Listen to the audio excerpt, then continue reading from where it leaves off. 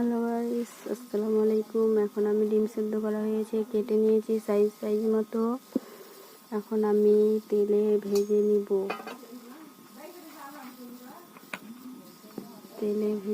এই তো তেল দিচ্ছি এখন সামান্য।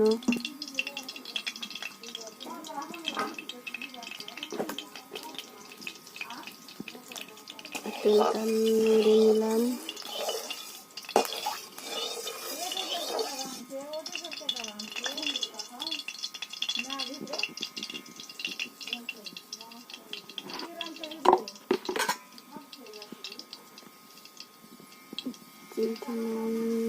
নুন দিয়ে দিলাম, লবণ দিলাম।